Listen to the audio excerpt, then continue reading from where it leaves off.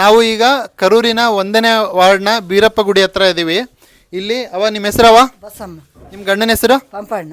So ಈ ವಯೋವೃದ್ಧರು ಮನೆಯಲ್ಲಿ ಇಬ್ಬರೇ ಇರ್ತಾರೆ. ಅವ್ರ ಮನೆ ಬಿದ್ದೋಗಿದೆ ಅಂತೆ. ನೀವು ಎಷ್ಟು ದಿವಸಲಿದ್ದ ಕೇಳ್ತಾ ಇದ್ದೀರವ ಜಂತ ಮನೆ? ಭಾಳ ದಿನದ ಕೇಳಿವ್ರಿ. ಎಷ್ಟು, 1 ವರ್ಷ ಆಯ್ತಾ? ಯಾವ ವರ್ಷಕ್ಕೆ 3 ವರ್ಷ ಆಯ್ತು ಕೇಳಕ.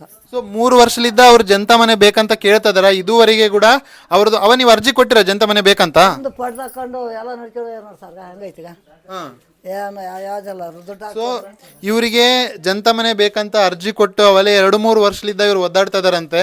ಆದ್ರೂ ಇದ್ರೊಂದು ಏನು ಸಮಸ್ಯೆ ಬಗೆಹರಿಸಿಲ್ಲ. ಈ ಅಜ್ಜಿ ಅವರಿಗೆ ಎಷ್ಟು ಕಷ್ಟ ಆಗಿದೆ, ಇವ್ರ ಮನೆ ಏನೊಂದು ಪರಿಸ್ಥಿತಿ ಇದೆ ನೋಡೋಣ ಬರ್ರಿ. ಮನೆ ತೋರಿಸ್ರವ ನಿಮ್ದು.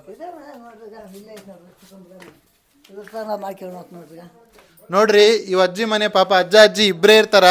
ಈ ಮನೆ ಯಾವ ಬಿದ್ದೋಗಿ ಯಾವಾಗ ಏನು ಸತ್ತೋಗ್ತಾರ ಗೊತ್ತಿಲ್ಲ ಅಂತ ಪರಿಸ್ಥಿತಿ ಐತೆ. ಪಾಪ ಇವರು ಹೊರಗ ಪಡ್ಸಾಲಾಗ ಇವ್ರದೊಂದು ಎಲ್ಲ ನೀವು ಇಲ್ಲೇ ಜೀವನ ಮಾಡ್ತಾ ಇದೀರವ.